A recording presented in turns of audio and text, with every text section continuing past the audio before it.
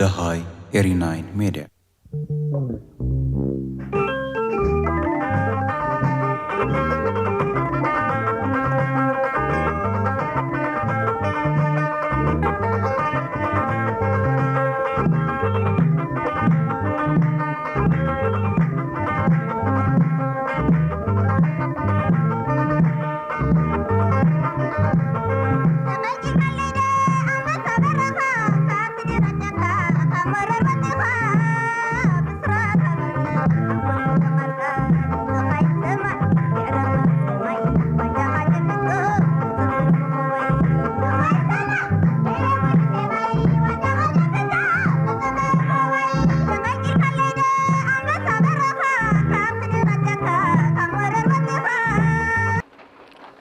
أبزي وشتاوي أنا رجعنا إذا حاولت زخاني رقدو 4 متر كل جزء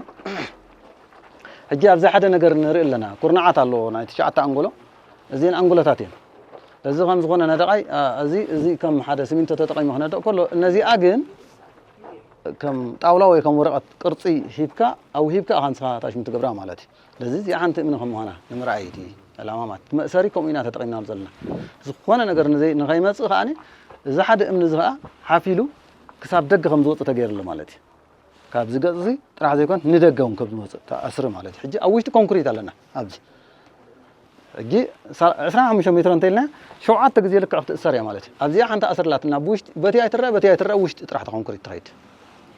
مالتي حجي كونكريت زي بلو غلا خبلك خالي سب كن قمر اوشتي مالتي بحساب طرح سب تاج مريم منياتو خالي مع الله نقول سلازغنا زي صباح نغو حدا ارتيستنا يرسالاي ماتي أبزي بموق أرملك عند هالرأخ سئل له تعدل توهبه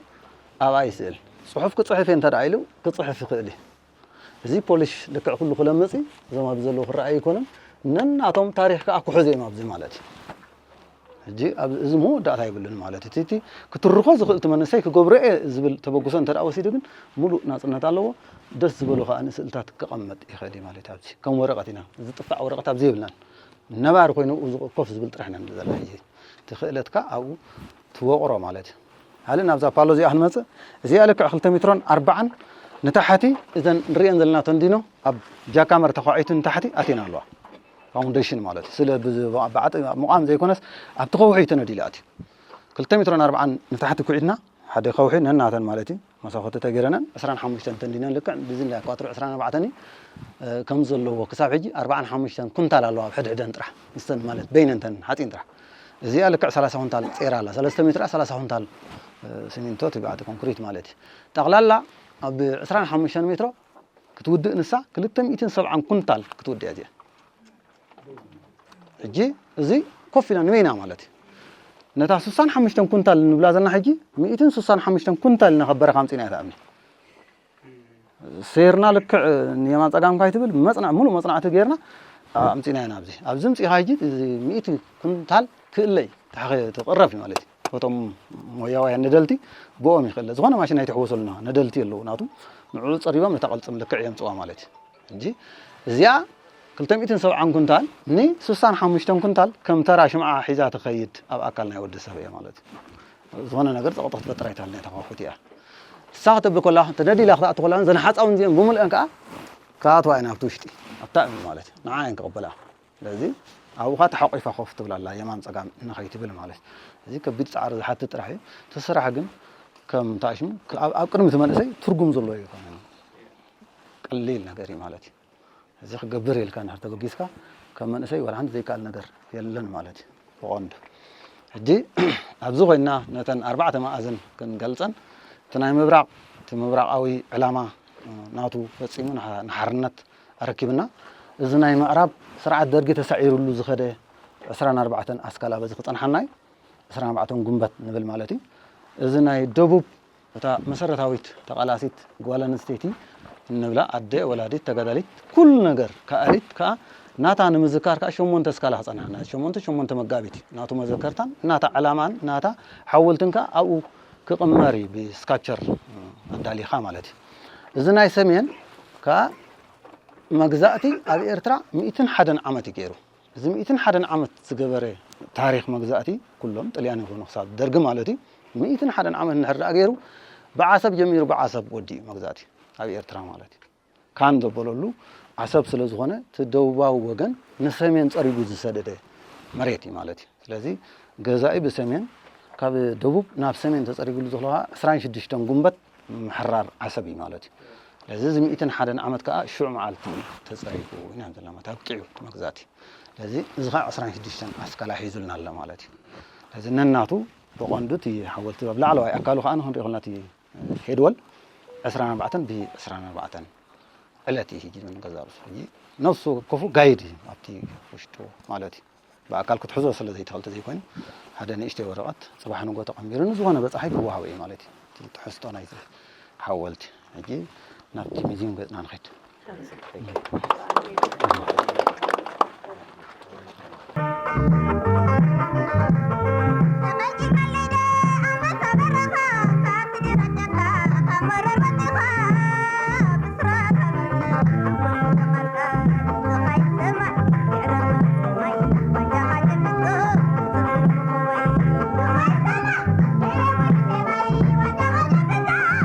ፕላን ከኣኒ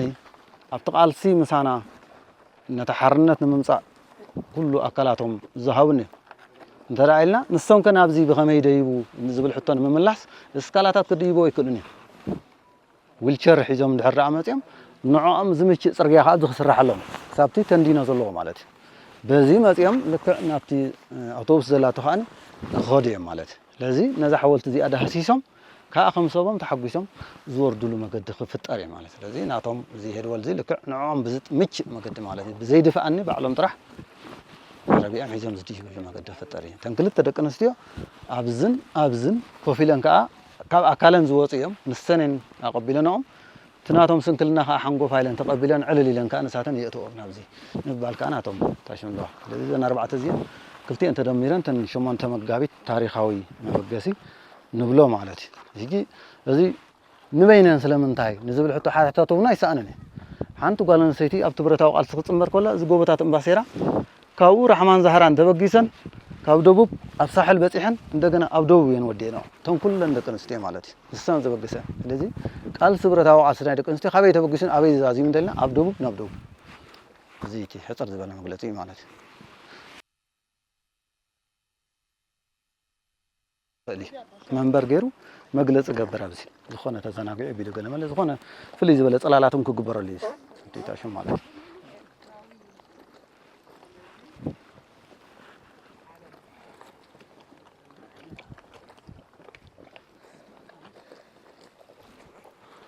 እዘን ኣርባዕተ ክንፍታት ንሪአን ዘለና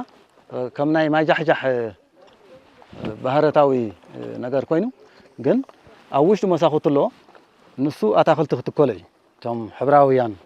ሰማያዊ ቀይሕ ብጫ ቀጠልያ ናይቲ ባንዴራና ሕብርታት ኣብኦም ብባህርያዊ ፍየርታት ክቕመጡ ከም ዘለዎም ክግበር እዩ ማለት እዩ ኣብቲ ላዕላይ ልክዕ 4 መሳኹት ኣለዎና እቲ ናቶም ናይ ማይ ስርዓት ባይታ ከዓኒ ንፁፍ እዩ ውሽጢ ስለዚ ልክዕ ዝንሪኦ ዘለና ማዕድና ዘሎ ዓብይ ባስካ ናይ ሽሕ ፊስቶ ኣለና ካብ ዝውን ሶላር ድሪል ተኺልና ኣለና 630 ሜትሮ ደይቡ እንደገና ብግራቪቲ ናብዚ ብ230 ሜትሮ ናብዚ ኣትዩ ልክዕ ነዚ ሓወልቲ እዚ ብዝኾነ ይኹን ዝኾነ ትገረብ ክትቀምስል ከም ዘይብላ እዩ ዕላማ ማለት እዩ ማይ ሲኢኑ ከይነቅፅ ኣብ ዓመት ጥራሕ ክንዲ ንዝክሮ 24 ሰዓት ማይ ክሰቲ ከም ዘለዎ ሃኒ ተገይሩሎ ማለት እዩ ካብኡ ሕሉፍ ሓሊፉ ነዚ ከባቢና ዘሎ ህዝቢ እውን ኣብዚ ከባቢና ኣሎ እዚ ከባቢ ጨላልዕ ዝበሃል ናይ ዝምሁር ንዕኡን ማይ ክዕደሎ እዩ በዚ ከባቢና ዝረአየና ክሳብ እንዳኣውቶቡስ ዘሎ ከዓኒ ካብኡ እንደገና ማይ ክዕደል እዩ ስለዚ ሰፕላይ እዚ ንኩሉ ዝዓለመ እዩ ማለት እዩ ህዝቢ ኣብ ኩሉ ተሳታፋይን ስለዝኾነ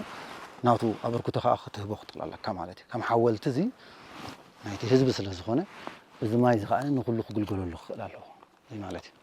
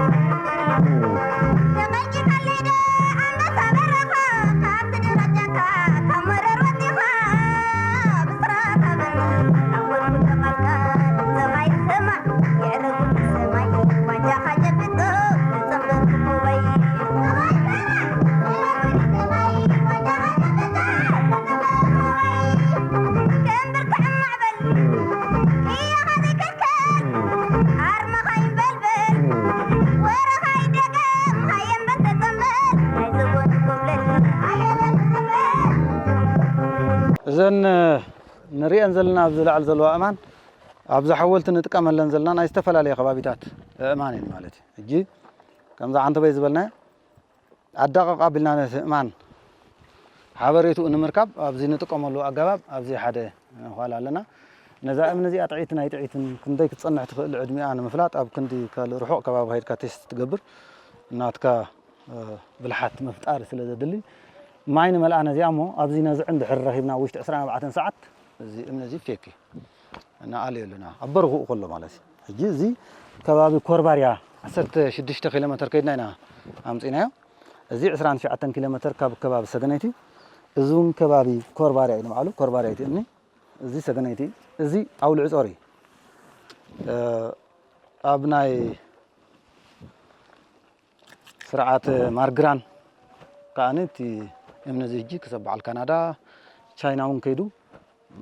ሓደ ብሉፅ ዝኾነ ናይ ማቶኔላ እምኒ ክወፅእ ከም ዝኽእል ሙሉእ መፅናዕቲ ተወሲድሉ 2002 ፅፁይ ሓበሬታ ውህብ ካብቶም ዓጥልያን ሰፊሮም ዘለዉ እእማንና እዮም ማለት እዩ ቅድሚ 1935 ዓመተ ምህረት መግዛእቲ ጥልያን ነቶም ሕጂ ኣርት ዴኮ ኢልና ንዝክሮም ዘለና ህንፃ ዓበይቲ ህንፃታት ናይዚ ሃገርና ኣብዞም እእማን እዚኦም ተወኪሲ እዩ ማለት እዩ ሓንቲ ካብተን ጀመርቲ እእማንና ሕጂ እዛ ንሪኣ ዘለና ዓባይ እምኒ እያ ማለት እዩ ኣብቲ ሽዑ እዋን ካብታ ቦታ ተጠቒሙ ጥልያን ንዓበይቲ ዕኑድ ናይ ዓበይቲ ህንፃታት ኣስመራ ይኹን ከረን ባፅዕ እተን ዓበይቲ ከተማታት ኣብ ሽዑ እዋን ዝሃንፀን ዝነበረ ካብዛ እምኒ እዚኣ እዩ ተወኪሱ ዝወስደን ነይረ ማለት እዩ ድሕሪ 89 ዓመተ ምህረት ዓመት ከዓ ንሕና ነዛ እምኒ እዚኣ ኣብ ጥቕሚ ክትውዕል ከም ዘለዋ ጌርና ማለት ስለዚ እቲ ሽዑ ዝሰብር ዝነበረ ኤርትራውን እቲ ሽዑ ዝሰብር ዝነበረ ኢጣልያውን ከዓ እንደገና ኣብዚ መፅኦም ቅድሚ 6 ወርሒ እቲ ሰብኣይ ኣብዚኣ በፂሑ ዓሪፉሎ እቲ ኢጣልያዊ ኣበይ መሓመድ ዝበሃሉ ሰብኣይ ከዓ ነዚኣ ምስኡ ዝሰብሩ ዝነበሩ ከዓ ውልዕ ጾር ዓዶም ንሶም ልክዕ ኣብ ግብኣተ መሬቶም ኣትዮም ኣሎ ማለት እዩ ሕጂ ደቆም ኣብቲ ምስባር እምኒ ክሳብ ሕጂ ምሳና ኣለዎ እዚ ማለት እዩ ኣብ ሳልሳይ ወለዶ በፂሓላታ ባህርያዊ ምስባር እምኒ ትበሃል እዚ ካብ ከባቢ ጋብር ኮኸባይ ምዕራባዊ ሰርሓ ማለት እዩ ካብኡ ኢና ምፂና እዚ ድበት እቲ እምኒ ፎኩስ እዩ ብታሪክ ግን ካብቶም ነዊሕ ዘበናት ዝፀንሑ ኣብ ልዕሊ መሬት እዩ ማለት ንምንታይ እንተልና በለው ከለው በዚ እምኒ እዚ ተሰሪሑ 3000 ዓመት ታሪክ ዘለዎ ቅርሲ ማለት እዩ ሕጂ እንታይ ተጠቂሞም ንዑ ይፀርብዎም ነይሮም ታሪክ ንገድፎ ንሕና ሕጂ ኣብቲ ናይ ሞላ ኢድን ስካርፔሎን ኣቲና ነዚ እማን እዚ ነምፅኦ ዘለና ኣብዚ ባልሜና ፃዕዳ እምኒ እዚ ማለት እዩ እዚ በለው ከለው በዚ ተሰርሐ እዩ እዚ ከዓ ድበት ኮይኑ እቲ እምኒ ዓለይቱ እቲ ዛዕቢ ጎቦ እዚ ካብኡ እዩ ማለት እዩ ስለዚ ብቐንዱ ኣብዞም እማን እዚኦም ተወኪስና እዚ ውሽጢ ብዕምቆት ናብ መነኩሰይቶ ዝበሃል ዓዲ ከይድና ከዓ እዚ ብኣጋርኻ ትኸዶ ነቲ ጎቦታት ንመፅናዕቲ ክኸውን ምእታን እዚ እውን ካብቶም ዝደልደሉ ቀያሕቲ እማን ኣከባቢ መነኩሰይቶ ዝርከቡ እዩ ማለት እዩ ሕጂ ትበፅሕ መንእሰይ ኣብ ዝነበርካዮ ቦታታት ኣብ ዝሎ ብዝሎ ዝብለካ ሰብ እንተረኺብካ ትኸይድ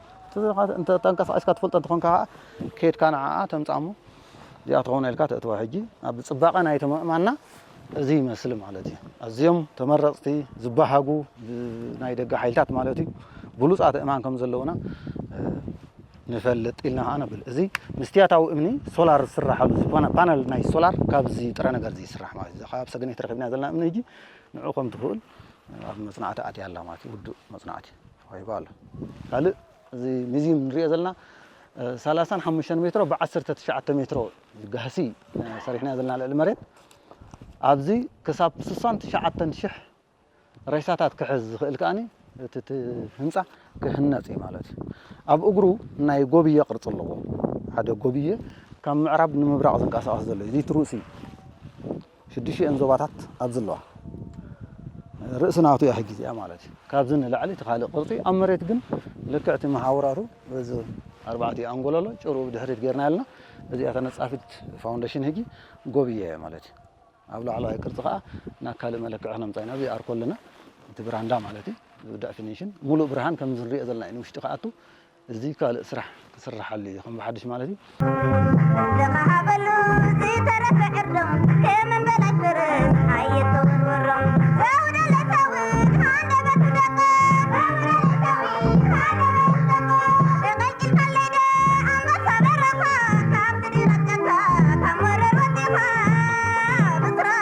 ካብ ኩሉ ብሕሳብ መከራ ካብ ኩሉ ነገራት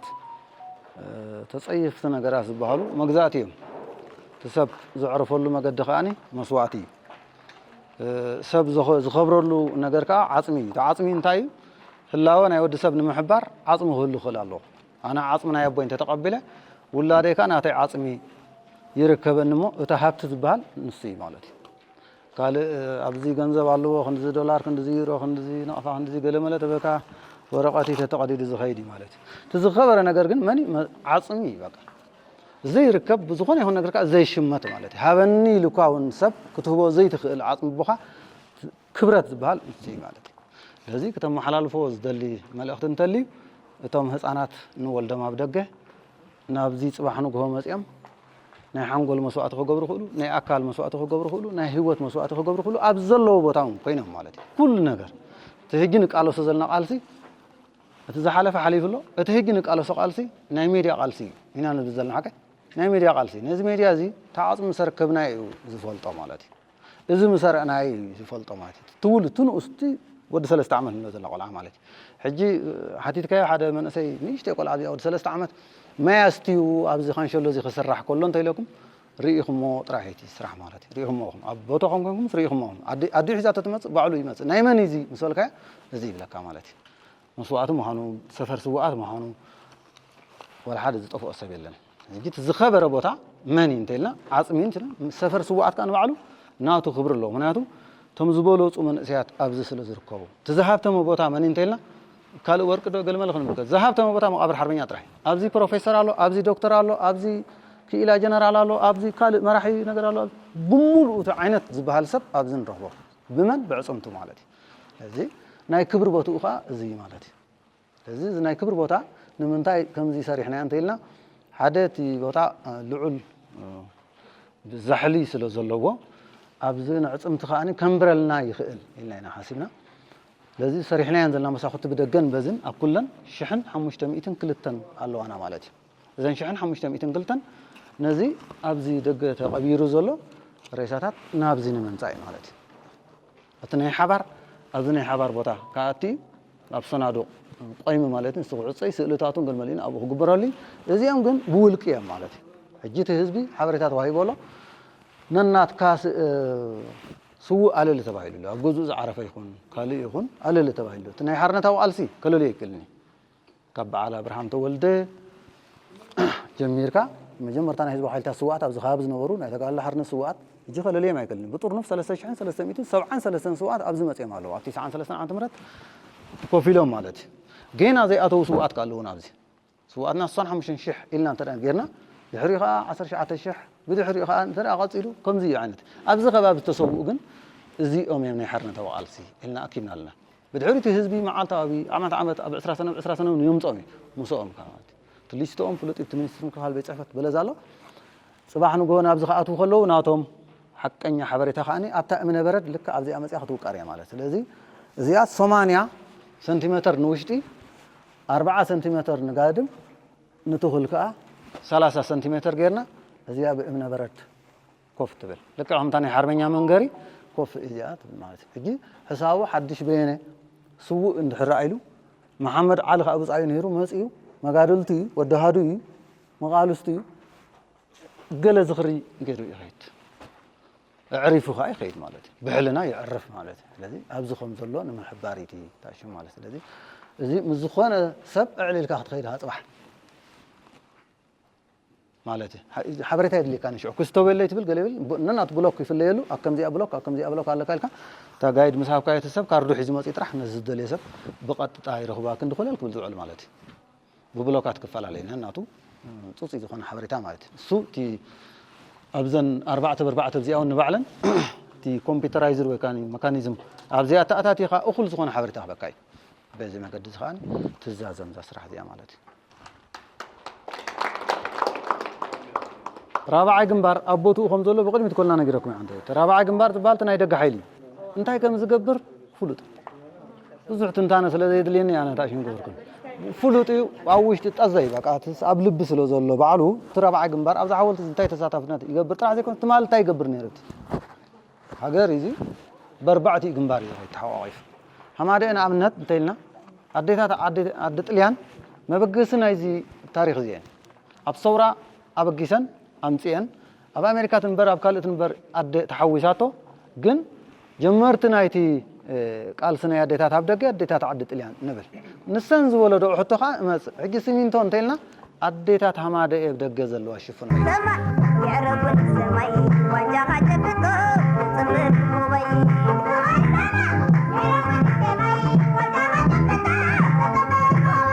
وجه جبته صبر كوبي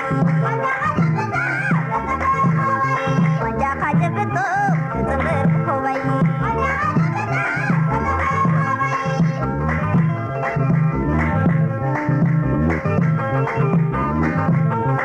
ثم أنا أسيا حجاز لا زيهم تما بحرنا توالسي كاب زبنا خفلتات شعن شعة 295 عام تمرت أكابي زوم من أسيا زيهم كساب محرر كتما دك أمحرن ملا حرنة إيرتران أبز جنبار زي استسوي مارتي كسابتي زنا أسمن أسي أبزي أفشعن شعة 293 عام تمرت تعصمتي نابزي تأكيبو خابز خوابز مسأي مالتي كاب بعال بولوستو على بعال قلعي نوزو بارك أمحر بحافشو نفسه جنيت زبل نفسه جنيت قعيزلو نمن دفران دبارواز خيدنا أقوله مع عيني زين مداوبتنا تا نناتن حزنا له زين كان تن أبز خبابي أتصنحه بهزبن سراويتن أبتيس عن 10 سنة تأريخ كابز نبرو نابزي قعيزو مالتي حجها كابز حافيلو نابتزر أنا يميزيم كقعزي مالتي لازم من هيتللنا خابزي نهي حبار مسواتي بنهي حبار أكوب عصمتي نابزن رزلنا مالتي حجزيم بدحريون نايزي ما اسمات نركب انتلنا فلوطي اب مخزن كبحتات ناي منستر مكلخال بلزا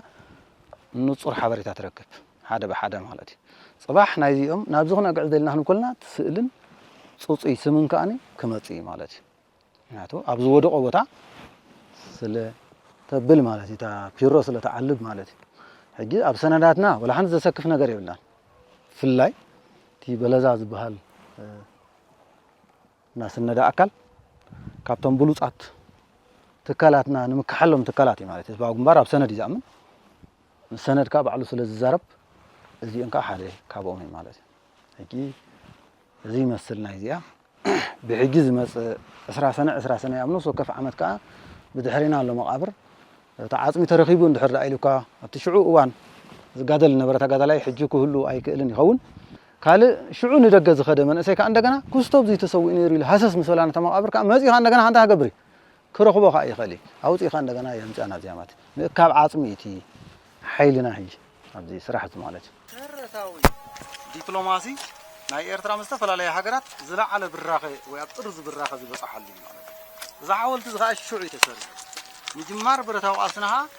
مبل 65 عمت زبعلولو زنبري تبغصو مالتي فابزلنا يا ساعات هدي ازي اخا نعون متراخه تقطري كبدتا خند توهيباتا مالتي تاريخاويتا تا علت ويتا قطر مالتي اب غزارسا تحمشته نبر نتي ميزان محلاو تغيري تباهيلو دزي اصقاماي كم في ايدنا خوينا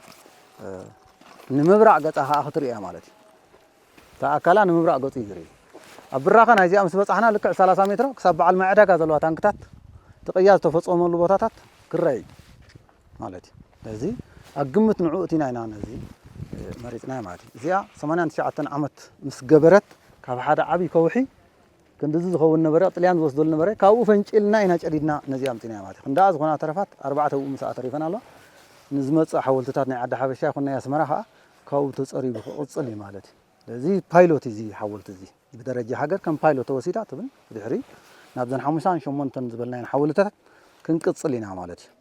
تستفلا لي حالتات مكل اب استفلا لي بوتاتات زلو كابزي كم بايلوت وسيدو لكعناو كنقع عزنا مالتي استفلا لي نزلنا زوبا نسان زباتات مالتي ازي امثل حيتو ورا زود لتاوي هذا بتدق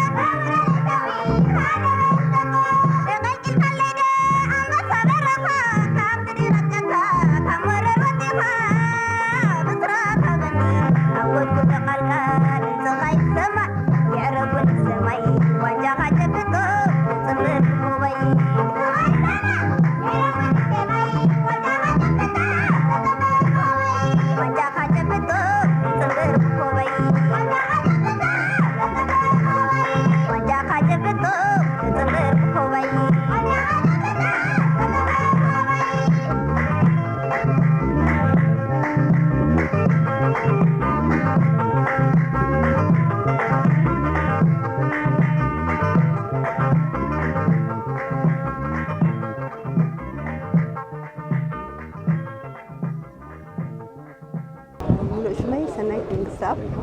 ኣብ ለንደን ይቕመጥ ኣብ ናይ ሓማደ ኣብ ናይ ህግደፍ ኣሎ ብማዓንቲ ናይ ብሓቂ ቅንያት ፈንቅል እንዲሁ ባፅሕ ዓቢልና ኢና ቀኒና መፂና ግንባር ቢላዕ ፈንቅል ስራሓት እያታት ኩሉ ጌርና ናይ ሎማዓንቲ ኩሉ ፍሉይ ዝገብሮ ኣብ ክቡር ናይ ብሓቂ ትዛረቦ ከማና ይትኽእል ኢኻ ኣብኡ ፅቡቕ ውዒልና ናይ ፅቡቕ ታሪክ ናይ ሓርበኛ መቓብር ታሪክ ዝሓዘለ ትምህርቲ ክወሃበና ውዒሉ ናይ ብሓቂ ከዓ እሱ እዩ ተሓድም ከምቲ ትብሎ ዝፀንሐ ብፃይና ገንዘብ ተቐሚጡ ወርቂ ተቐሚጡ ዋጋ ይብሉን የዕፅምቲ ኣሕዋትና ግን ናይ ብሓቂ ቦትኡ ረኺቡ ተቐሚጡ ንዓና ንወለዶ ወለዶ ንኩሉ ግዜ ብጣዕሚ ሓቢነ ሕጉስቲ እየ ኣነ ስነበራ ኣሕመድ መሓመድ ይበሃል ካብ ዓዲ እንግሊዝ እየ ሕጂ ንሳልሳይ ዓመታት ተደጋጋሚ መፅአ ማለት እዩ እሱ ከዓ ብሓቂ ምርኣይ ምእማን ከም ዝበሃል ኣነ ሃገረይ ርኤ እቲ ምዕባለ ዝኸውን ዘሎ ማንም ተኣምር ሃገረይ ክሒድ ኣይፈልጥን እየ ግን ክትርእን ከለኻ እምነትካ ብሃገርካ ፅንዓትካ ኩሉ ይዓቢ ማለት እዩ ብኻልእ ኸዓ እቶም ብኣካል ስራሕቲ ቅያ ጀጋኑ መራሕትናን ጅግና ሰራዊትናን ጅግና ህዝብናን ብኣካል ከምዚ ገይረ መፅአ ንኽሪኦ ድሕሪ ክንደይ ብዕሸል ዕድመይ ዝኸድክዋ ማለት እዩ ድሕሪ ክንደይ 50 ክንደይ ዓመታት ሃገረይ መፅአ ክሪኣሲ ብጣዕሚ ዓብይ ሓጎስ እዩ ተሰሚዑኒ ዓመት ንዓመት መፅአ ከዓ ብዙሕ ምዕባለታት ርኤ እዚ ከዓ ቀፃሊ ክኸውን እዩ ትምኒትና ኩሉ ግዜ ንሕና ከዓ ከም ዲያስፖራ ከዓ እቲ ዝረአናዮ ርኢና ምኻድ ዘይኮነስ ነቲ ዘይረኣየ ከዓ ንኽርኢ ክንተባብዖ ኣለና ማለት እዩ ዝኾነ ካልእ ንገብሮ ነገር እንተደኣልዩ ብሓፈሻዊ ብዲያስፖራ ዘለና ከዓ ከም ውዳቤታት ተኣኪብና ንገብሮ ንኽእል ኣበርክቶ ተልዩ ከዓ ኣነ ማለት እሲ በዓል ደላይ ኩሉ ፅቡቕ ንሃገረይ ስለ ዝኾንኩ ክሳተፍ ምስቶም ኣሕዋተይ ኣብኡ ዘለዉ መብፃዕኣትየ ይኸይድ ኣለኹ ሕጂ ማለት እዩ ራይ ሽመይ ብሩክቲ መውሳ ዝግበሃል ካብ ለንደን ማለት እዩ ከምዚ ሓፍተይ ዝበለቶ ተራራብዓይ ግንባር ኣዝዩ ሓያል እዩ ውዳበ ከዓ ሓይሊ እዩ ስለዚ እቲ ውዳቤታት ኩሉ ኣሎ ማለት እዩ ሃማደአ ህግደፍ መንእሰያት ሰራሕተኛ እዚ ኩሉ ውዳቤ ዘሎ ማለት እዩ ኣብ ራብዓይ ግንባር ሓላፍነቱ ከዓ ኣዝዩ ዓብይ እዩ እንታይ እቲ መሓውር ናይቲ ሃገር ይሰፍሕ ኣሎ ኩሉ ካብ ደገ ዝድለ ምስ ሃገር እናተሰማምዐ እናተረዳድአ ናብ ወለዶታት ክሓልፍ ከምዚ ክበሃል ዝፀንሐ ኣዝዩ ምቁር ዝኾነ ኣበሃህላ ናይ ሕጂ ናይ ለብዘበን ቴማ ናይ ፈንቅል ቅያ ፈንቅል ንወለዶታት ዝብል እቲ ወለዶ ተቐባልነት ክረክብ እቲ ምውርራስ ኣዝዩ ወሳኒ እዩ ስለዚ ኣብቲ ምውርራስ ከዓ ብፃዕሪ ይፀዓር ምክንያቱ በቲ በዓላትካ እዩ ዝግለፅ ማለት እዩ ሓደ መንእሰይ ኣብ ሃዋህው ኣይትዕብዮን ኢኻ ክህነፅ ተኾይኑ በቲ ክብርታት ናይ ሃገር እዩ ዝህነፅ ታሪኹ ባህሉ ስነ ምግባሩ ካበይ መፅዩ እዚ ሌላ ገልፅ ማለት እዩ እቲ በዓላትና ካብ ሓደ መስከረም ጀሚርካ ብዘይ ዕረፍቲ እዩ ዝካየድ ሓደ መስከረም ድሕሪኡ ፈንቅል ይቕፅል ድሕሪኡ 8 መጋቢት ሓማደአ ማለት እዩ ድሕሪኡ በዓል ናፅነትና ድሕሪኡ መዛዘሙ ከዓ 10 ሰነ ኣብዘን በዓላት እዚአን ህፃን ሒዝካዮ ኢኻ ትጓዓዝ ምክንያቱ እናገለፅካ ማለት እዩ ስለዚ እቲ ርክብና ክዓቢ ከም ዘለዎ ጥራይ ሓደራ ዝብል እቲ ሚድያ ወሳኒ ስለ ዝኾነ ብሚድያ ከዓ እቲ ኩሉ እቲ መግለፂሲ ክዓቢ ውሽጥን ደገንሲ ትዝርግሐና ሓደ ክኸውን እዚ ዝክረ ሰማዕታት ኢልና ክንከይድ ኩላህና ኣብ ርእስና ዘሎ ጉልባብ ንእለ ጠንቃቕ ሰጥበል ዝክረ ሰማዕታት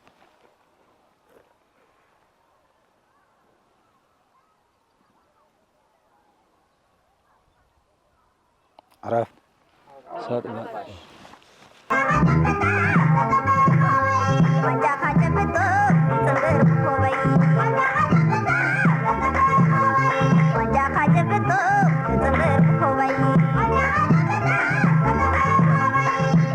Thank you.